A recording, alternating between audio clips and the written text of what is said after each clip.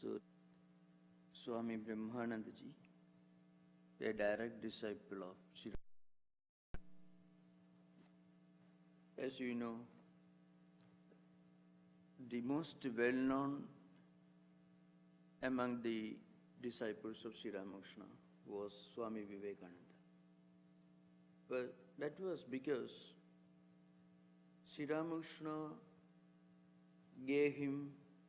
delegated to him the responsibility of carrying on his message and spreading his message the world over by lectures, by talks, by writings, and also by giving shape to a new monastic tradition, which was not entirely new, but rather to give a new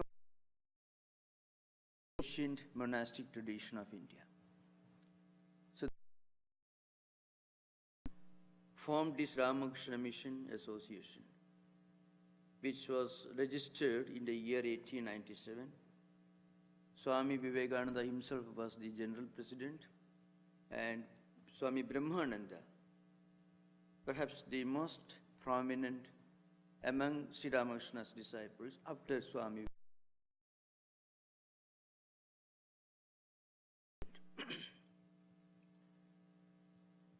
Now, if you look at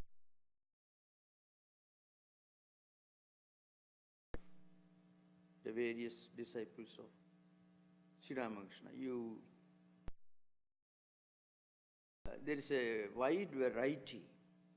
Swamiji was a well-known orator, a great intellectual, a scholar, and a great organizer in a very conventional sense of that term. He was a speaker, orator, writer, and organizer, a preacher. And some other disciples of Sri Ramakrishna were not intellectuals in the conventional sense of that particular word. For example, Swami Adbhutananda. Adbhutananda actually literally means a spiritual soul who enjoys the blissfulness associated with the miraculous, the surprising. That's what it literally means.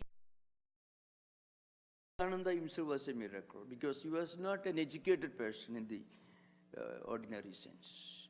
But he became a great saint through his spiritual practices. And there were among Sri Ramakrishna's disciples great men of action.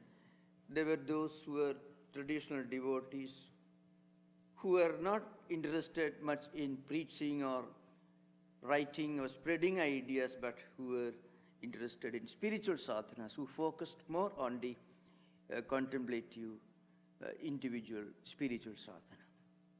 Among them, Swami Brahmananda belongs to a special category. Swami Brahmananda was quite intellectual, but again not in the conventional sense of the term, in which we may call Vivekananda as a great intellectual. Swami Brahmananda was a very contemplative person, a very spiritual person, and he was the embodiment of that unique characteristic that naturally comes to a spiritually enlightened person. Now, what is spiritual common sense? When you advance in spiritual life, either through meditation or through repetition of holy name or through prayers, you get a subtle insight into the true nature of things. Not only spiritual topics, but even in matters related to this world. Swami Brahmananda, for example, he was not a trained management expert, so to speak, but he was absolutely an astonishing organizer. And when he became the president of the Ramakrishna Order, he displayed such a wonderful insight into the nature of organizing or shaping an organization in an appropriate manner, giving training to his disciples, guiding a mighty spiritual organization, spreading its ideas, solving its administrative problems, not only spiritual problems. In all these matters, he demonstrated a rare insight. So if you ask me a question, what was the unique characteristic, the uniqueness of Swami Brahmananda as a spiritual person? The answer will be, he was unique in one aspect. He had a unique insight into the nature of human beings, not only in their spiritual life, but even in their secular activities. So very often he displayed some special qualities while guiding the Ramakrishna order of monks, spreading its ideas. You should remember, right now Ramakrishna Mission has roughly 184, maybe few more or less, centers.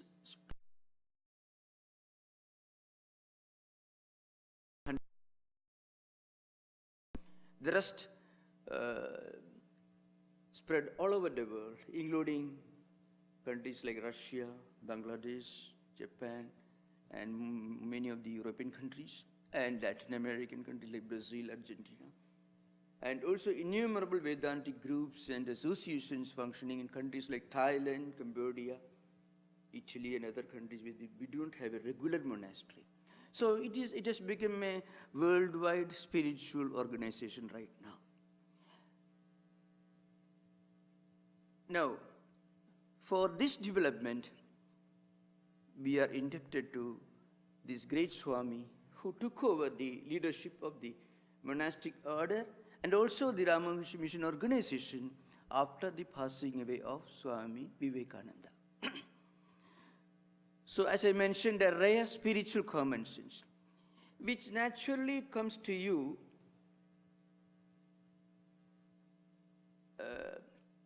as a result of spiritual development.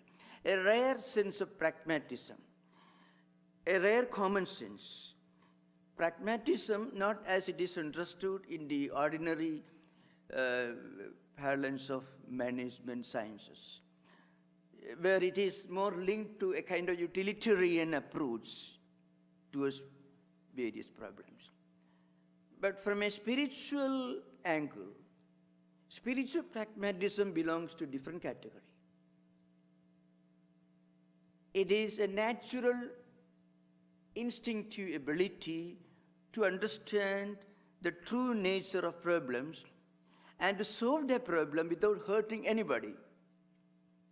Not on the basis of pragmatism or utilitarian benefit. You know, utilitarianism has got a very unpleasant connotation. If you read works of J.S. Mill and Bentham, the maximum amount of pleasure or practical benefits that brings the maximum number of people, that's a criterion for accepting anything as utilitarian, as valid from a utilitarian point of view. This is the very opposite of spiritual pragmatism that you found in Swami Brahmananda's life and teachings. So to give a short overview of his life, I shall focus more on some of his teachings, especially some of the instructions that this great Swami gave to his disciples when they asked him, when they put to him many questions related to actual practical spiritual life. So that's what I'm going to focus on. But as a prelude, I shall give a bird view, a short introduction by way of giving some details about his. So he was born in the year 1863 in a small village not far from the city of Calcutta in India. And he passed away in 1922. So he was born in the same year as Swami Vivekananda, 1863. But he passed away 20 years after Swami Vivekananda, roughly speaking. He came in contact with Sri Ramakrishna when he was quite young, And Sri Ramakrishna understood that this young person had some rare spiritual qualities dormant in him, which are waiting to manifest under a proper teacher.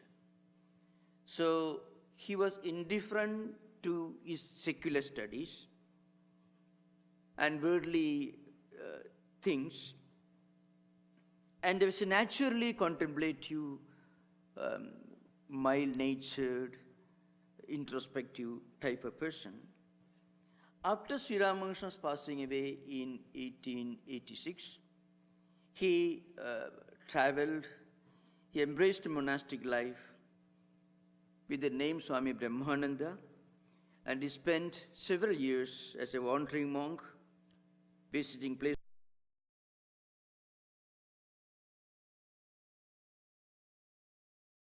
in India. And after Swami Vivekananda's passing away, he became the president of the order. Of course, in fact, before Vivekananda passed away itself, Swamiji made him the head of the center, because Sri Ramakrishna had already instructed Swami Vivekananda, had given him instructions about some of the unique qualities of Swami Brahmananda. He has the qualities that naturally enable you to run an organization. So, after Swamiji's return from the West, when Sri Ramakrishna Mission was formed as an association on 1st May 1897 at Bag Bazaar, which is not exactly the place where the Belur Mutt headquarters is situated, Swamiji was elected as the general president, and Swami Brahmananda was elected as the first president of the mission. And when Ramakrishna ordered, the Ramakrishna Mutt was formed later, in Belur Mutt, Swami Brahmananda became the president of the order. And for the next almost 2 decades, he guided, inspired, and led this Ramakrishna order. And he was a source of spiritual inspiration and guidance to innumerable devotees, and disowned both monastic and non-monastic disciples. So one of his central teachings, which you may be surprised if you read Swami Brahmananda's teaching, something very interesting. He says, for example, every spiritual person should combine in his spiritual practices the 2 important aspects, harmonious aspects of personal effort. At the same time, he should have a strong faith in God's grace. This, perhaps from other different angles we mentioned earlier, you find this in the teachings of Sri Ramakrishna and Holy Mother, and many other, even Christian monastic, Christian saints like Saint Teresa of Avila, etc. To give an example, how Swami Brahmananda brought out this message. See, once one of his disciples asked him, "Why are you spending so much of time in meditation?" Because Swami Brahmananda was well known to be an advanced soul, a liberated soul, and he had the special blessings of his Guru, Sri Ramakrishna. But still, he used to spend all his life, all his time in meditation, contemplation, in different holy places of India. So somebody asked him, "Why do you spend your time in taking the holy name and prayer?" And they said, "Sri Ramakrishna had given me, but what he has given me, I should be able to receive it." So, even if we get God's grace, unless we attain grace-worthiness, the spiritual fitness to recognize and make proper use of that grace, then it doesn't benefit us. So in a way, what we earn is ours. What we are given may not always be ours, unless we develop, evolve ourselves, receive it. So it's a very, it's in different language of sorts. That's why he used to say again and again, one of his famous instructions is, the master came to this world this time to make a bridge between Jiva and Shiva, means humanity and God. So Sri Ramakrishna manifested as a special spiritual phenomenon. He was a unique blend of the divine and the human. Now, if God comes into this world with all his mystical powers, everything, then we won't take care for him because he is God after all. So we can't do anything. So God becomes, or a spiritual person becomes a source of inspiration when he displays some spiritual powers along with some of the ordinary human attributes. Because that will make us understand, that will give us a feeling that he is close to us. He belongs to our own species. He belongs to our own category. At the same time, he displays all these great spiritual qualities. So that may inspire us to focus on our practice and attain those qualities.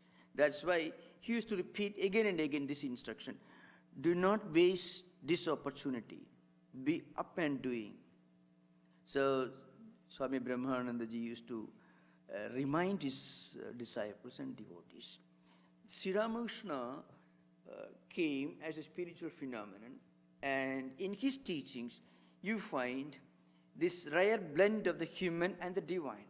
And if you read the Gospel of Sri Ramakrishna, you find the highest spiritual truths, the most abstract spiritual truths that you find in spiritual classics are put in the language of everyday life situations.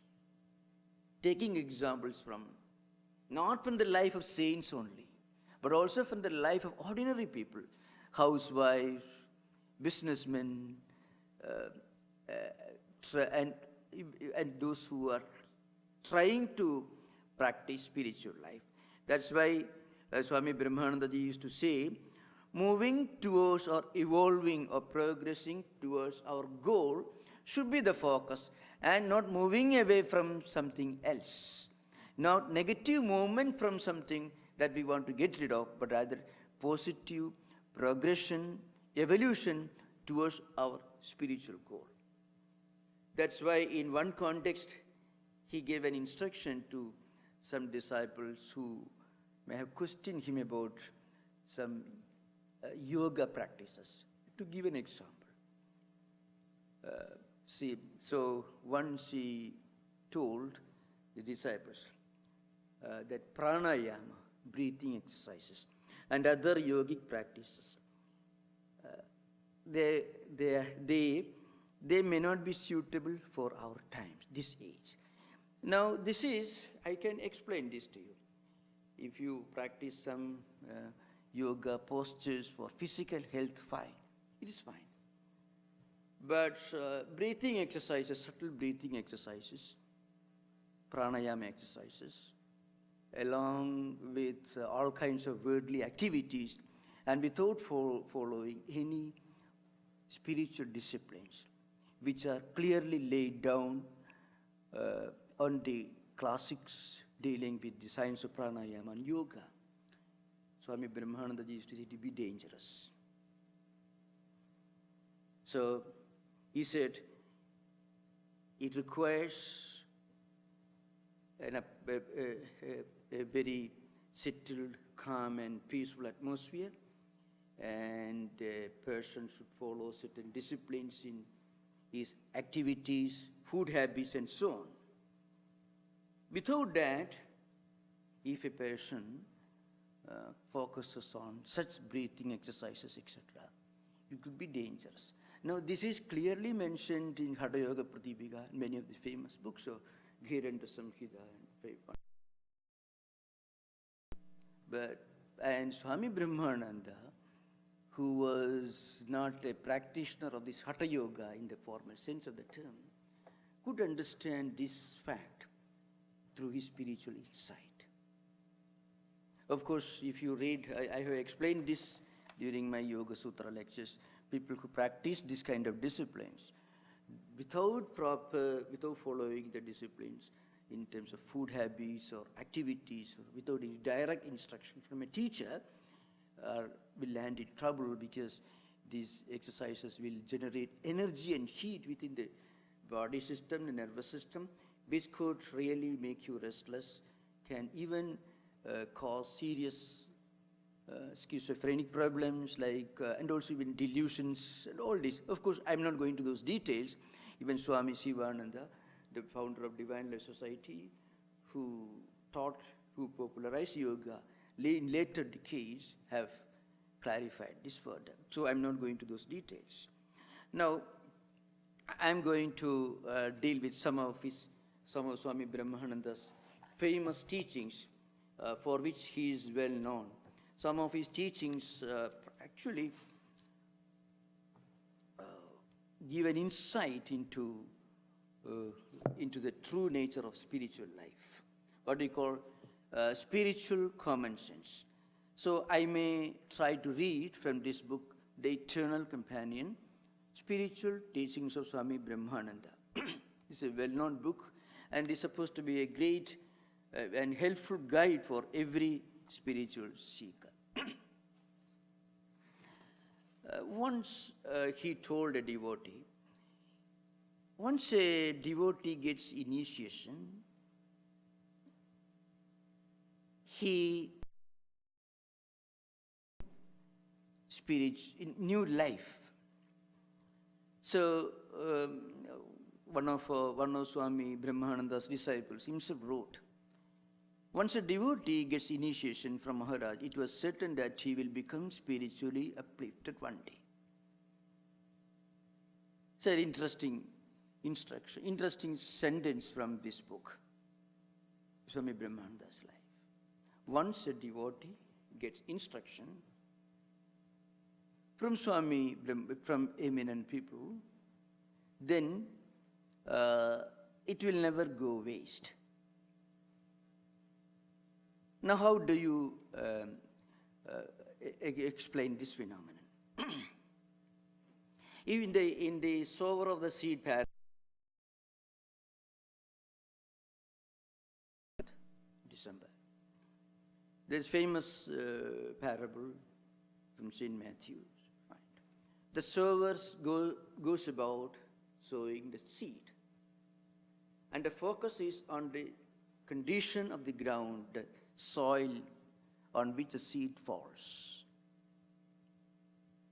And some seeds may fall on rocky ground, and some birds will come and eat them up. And some seeds may fall among thistles and thorns, and they'll be choked. They'll be eventually destroyed. And some seeds may fall on fertile ground, and those seeds will sprout and become trees bearing fruits 100-fold, 30-fold, 100-fold. That's how the parable. How do you explain this in the light of Swami Brahmanandaji's life and teachings? Now, the disciples of Swami Brahmanandaji, writing this book, The Eternal Companion, pointed out, the seed never really gets destroyed. Birds cannot eat them away. And thistles and thorns cannot choke the spiritual seeds. How does it happen? First of all, that if a person, a spiritual aspirant, has faith, some faith in God, may not be fully advanced soul. Some faith, what happens, Some bird may take this seed and may put in a fertile ground. And thistles and stones will not be able to choke the seeds. And the sun rises the sunlight cannot burn them away. Somehow or other, the seed an appropriate place where they can grow. If the spiritual seeker has some honesty or sincerity, in this life, it may not be, it may be in the next life. So that's how you connect it. So in the Gita, in the 6th chapter, there is a dialogue between Sri Krishna and Arjuna. So Arjuna is asking the question, practically what happens to the seeds if some birds take them out, take them away?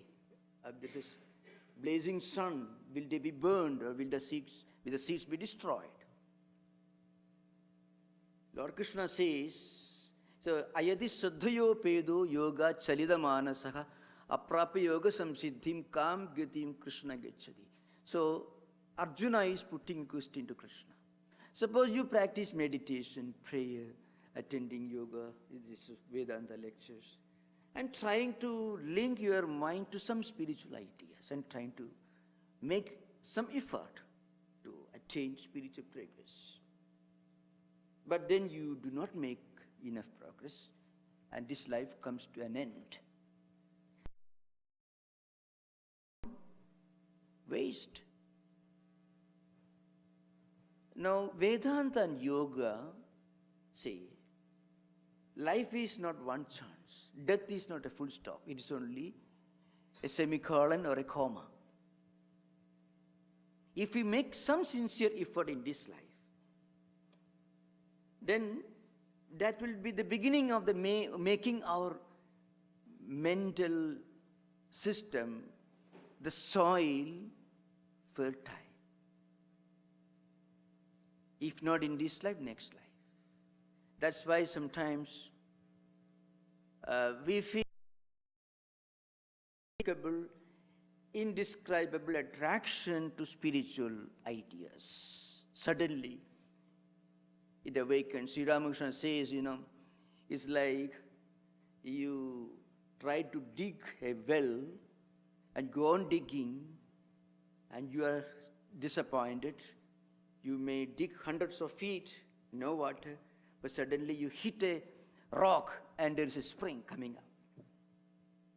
You didn't know the spring was there. No, we're talking about ancient times. So like that, suddenly you find you may go to San Francisco State Library and find a book, a spiritual book, and that's beginning of a new life. You get a special attraction. You are not ready earlier. Or you listen to a great idea, or you happen to read something or listen to somebody. And suddenly it strikes a chord and it suddenly captivates you, catches you.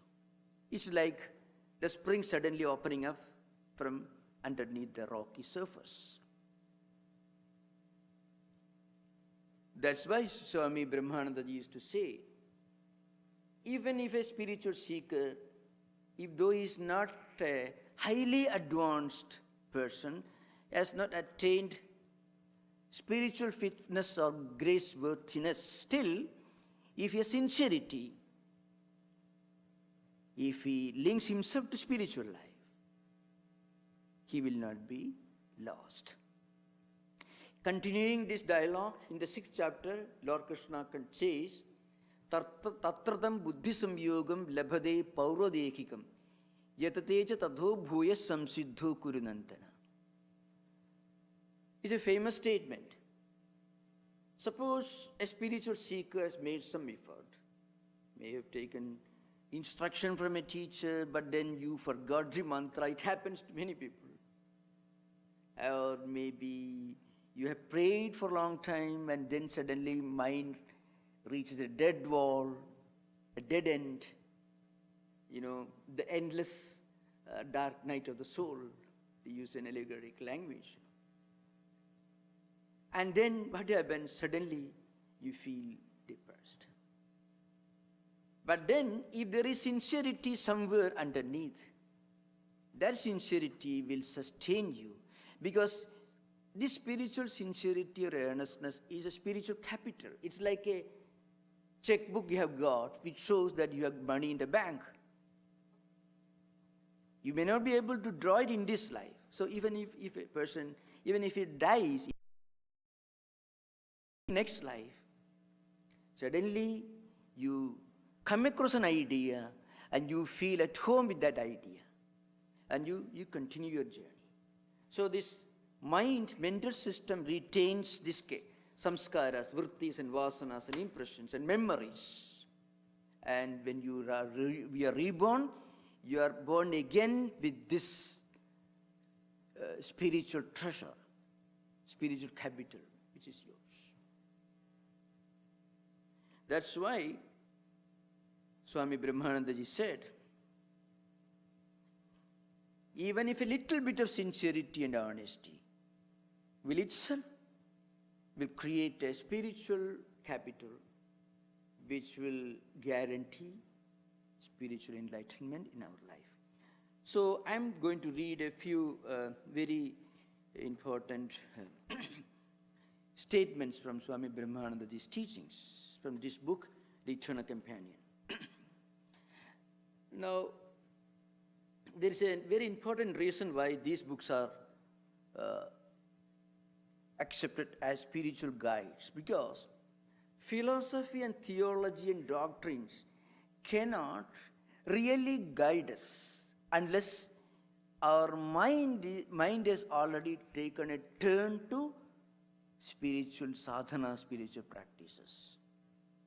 And the teachings of great souls will give you an insight. When you read those instructions, suddenly you feel, well, I have this problem. And you find a solution right in front of you. Swami Brahmananda ji says, nothing can be achieved without God's grace. Take refuge in Him, and He will open the gate of infinite knowledge. Do your duties in the world while taking refuge in the Lord. This is a teaching that you find repeated again and again in the spiritual classic, the Gospel of Sri Ramakrishna. That in taking refuge in God and continuing our duties and responsibilities, at the same time, thinking of God. Now, why this focus on taking refuge in God? That's very important. Every effort, every spiritual practice, without some kind of surrender to God's grace, God's will not produce the expected result. It's like you keep rowing a boat without untying the rope, because the boat is tightly bound to an anchor, a stone pillar. You can go on rowing, struggling, and maybe if it is dark at night, you may think you have reached the other bank of the river. And in the morning, you find you are already on the same spot from where you started. But it has got one advantage.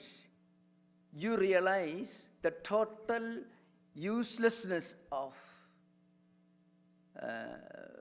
making your own effort without sincere faith or surrendering to God's grace. That's an important thing. So it is not totally out of value. It has got some value.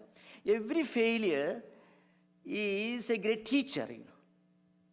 If you look upon every failure as a great teacher, then it is not a failure. When we forget that lesson, then it is a total failure. So every mistake is an advantage, is an eye-opener.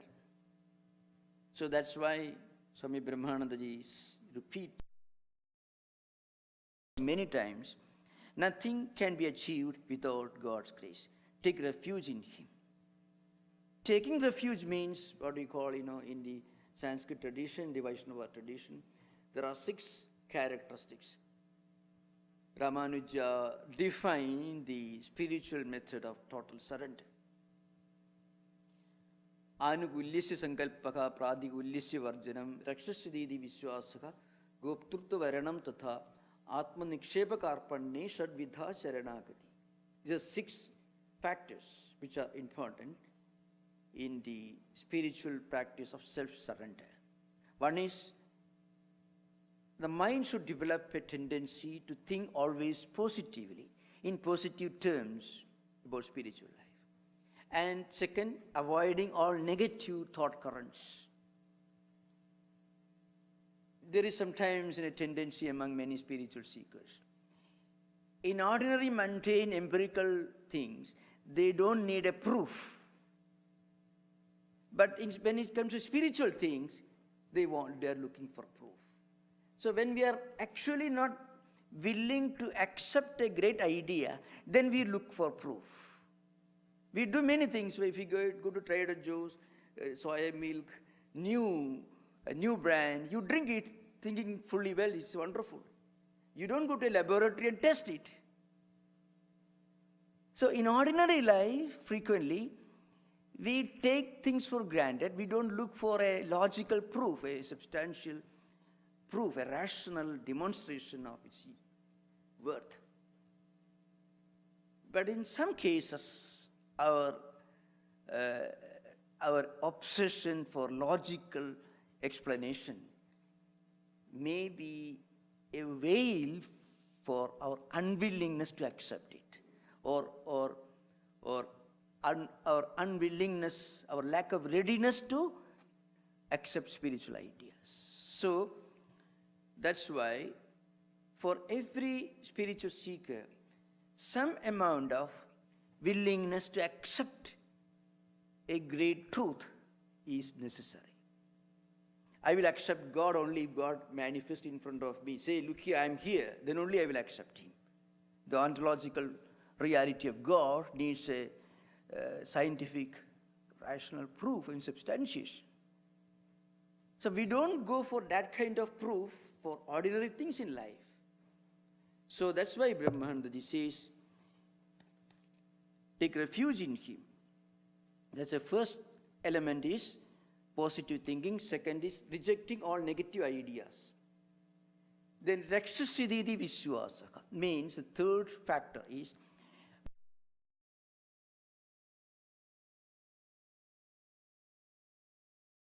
Varanam tatha means one should look upon God as the one great source of refuge, protection.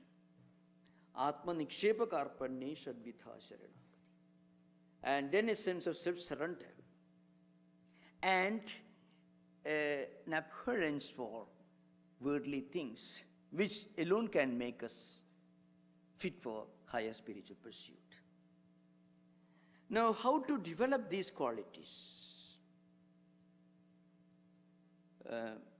So in fact, Swami Brahmananda explains this in another context. He says, turning the mind to God. How to get rid of skepticism. How to get rid of doubts. So he says, the great barrier that obstructs your correct vision of God is the doubt and confusion of your mind. As I said, skepticism and doubt. Skepticism and doubt often conceal the fact that we are not willing to sacrifice anything for the higher spiritual pursuit. So in order to justify our unwillingness, we display our intellectual arrogance in the form of skepticism and doubt. It's not always, and looking for a proof are not wrong at all. In fact, in the Vedantic and devotional tradition of Hinduism, a student should examine and verify. So doubt and will and asking for proof of great spiritual ideas, not wrong. In the 18th chapter of Gita, you find Lord Krishna, after teaching all the 18 chapters, he makes a statement. Idante jnanamakhyadam guhyat guhyadaram maya vimursya edad asheshena yathechasi tatha kuru. You find 18th chapter, towards the end. a few verses before the last verse of the Gita. Idante jnanamakhyadam guhyat guhyataram maya. I have taught you this great spiritual secret. Now, vimursya etat asheshena yatha ichchasi tatha kuru. Etat asheshena vimursya tum yatha ichchasi tatha kuru. You closely listen to me, analyze, and try to understand through your reason, and then if you are willing to accept, accept it. Otherwise, don't accept it. This is the instruction, the last instruction given by Krishna to Arjuna in the 18th chapter. But the point is, this self-analysis, this obsession for proof should be based on sincere intellectual pursuit and not intellectual arrogance. That's the main point. Intellectual arrogance is asking for a proof without any real willingness to accept it if proof is given. Sometimes you give all the proof. You are right, I am wrong, still I hold to my view. What will you do with such a person? At the end of the argument, your opponent says, you are right, I am wrong, but still I continue I will continue what I am doing. So there is nothing you can do about it. So, a real spiritual seeker will be willing to accept when it is logically shown. And if the real worth of a logic is that every logic has its limit. Scriptures and theology and doctrines have their use, but they have their limit also. And the limit is when you look for experience beyond ideas and belief systems. So, the area that obstructs your correct vision of God is the doubt and confusion in your mind. They haunt the mind, swing it to and fro, and lead it to run after diverse objects. Drive them out with the sharp sword of discrimination. If you are not able to do so by your own strength, seek the help of those who are adept in doing this, the sadhus. So that is the next important subject. How do we develop the sincere search for truth? As I mentioned, intellectual arrogance also can manifest in the form of doubts and skepticism. It's like a wheel. You never come out of the wheel.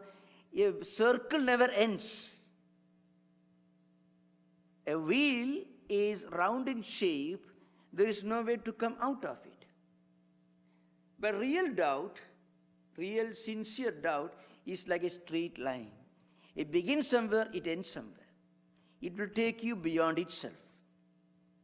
So for that, Swami Brahmananda gives an interesting instruction.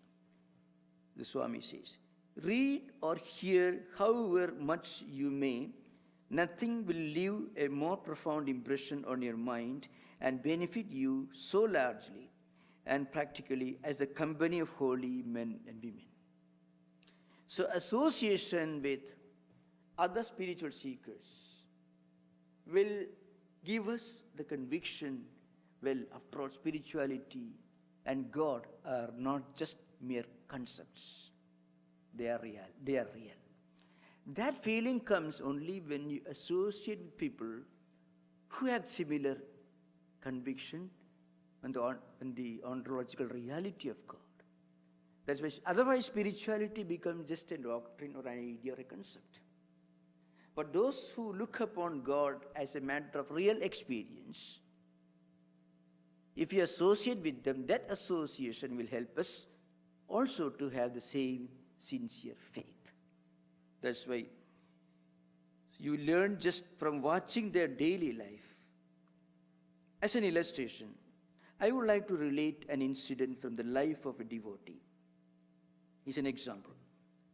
Adhar Sen went to Sri Ramakrishna accompanied by a friend of his, an inspector of schools. This friend would at times experience a kind of inspiration and lose all outward consciousness. This inspector of schools, sometimes, he used to feel a kind of excitement or ecstasy, whatever it is. People call it bhava, a state of higher ecstatic state of mind. One day, it so happened that just after their arrival, the master fell into a deep samadhi. So, this gentleman, Adhar Sen, and his friend, the inspector of schools, used to have this ecstasy from time to time. Both of them came to see Sri Ramakrishna.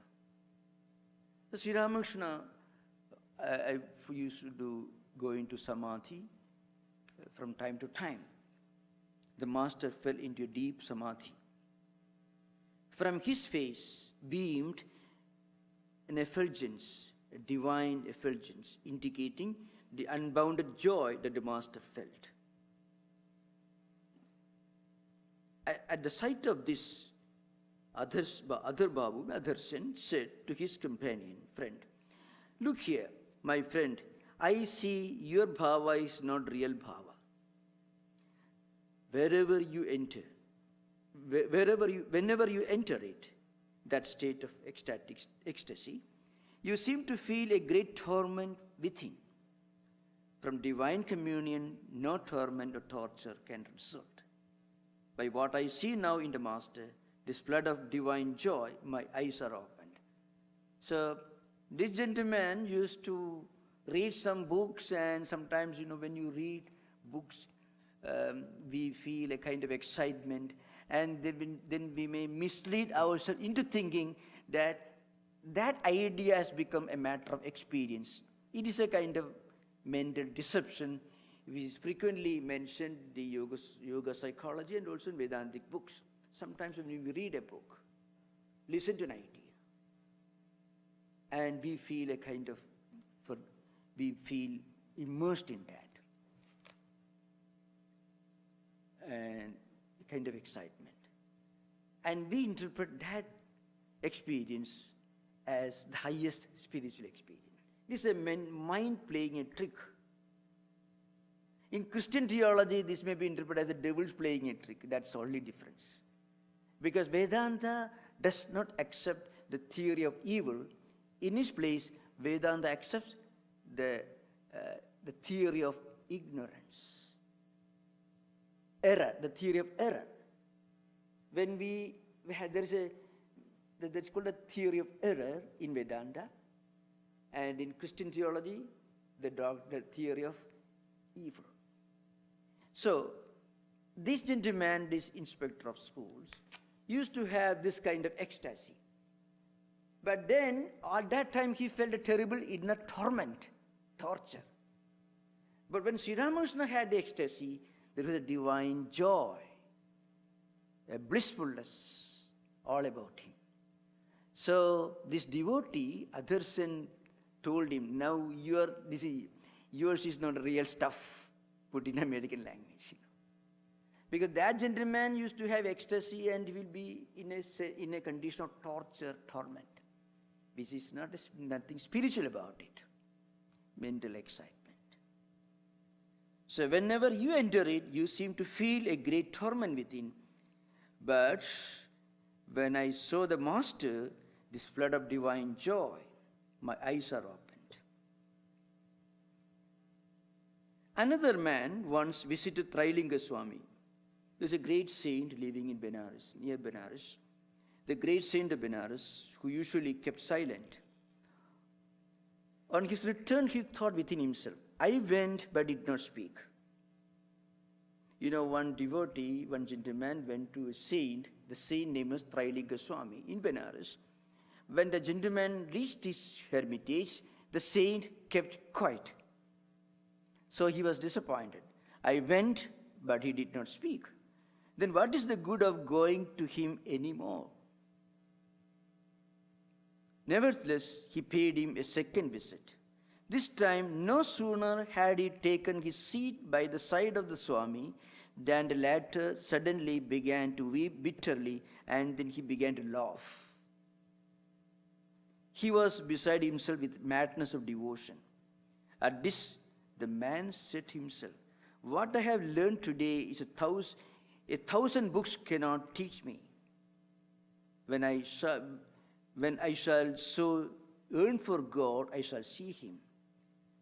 When I shall have his grace, only then shall I have such bliss." So, if you can give up everything and look for God, then you will have that higher experience. That's the weeping, crying. When you get it, then you will have the blissful experience, which will be in the form of blissful laughter. Now, one point that Swami Brahmananda used to stress again and again is, whenever we are in doubt while doing spiritual practices, or in books, or reading, or listening to ideas, we should remember words and books are approximations only. They will help us because we have many wrong ideas in mind. So the right ideas from spiritual books will be a great help. But then an idea is only an idea. An idea becomes real when it becomes an experience. And experience is possible only through actual practice in our own inner contemplative life. And this is possible only when we get this inspiration to practice by associating with the great spiritual seekers. So association with holy men and women, association with other spiritual seekers, and movement and being in the company of other spiritual seekers is a must for everyone to get out of this trap of doubt and skepticism. That's a great lesson that we learn from Swami Brahmananda's teachings. Those of you who would like to read this book again, you can get this book from our bookstore. It is one of the most important spiritual classics of the Ramakrishna tradition after the Gospel of Sri Ramakrishna. There are quite a few books that we count as the foundational spiritual classics, which are helpful in our practical spiritual life after the Gospel. And this is one of the most prominent among them, the Eternal Companion, Spiritual Teachings of Swami Brahmananda. Om Shanti Shanti Shanti Harihi Om Tat Sat Sri Ramakrishna Pranamastu.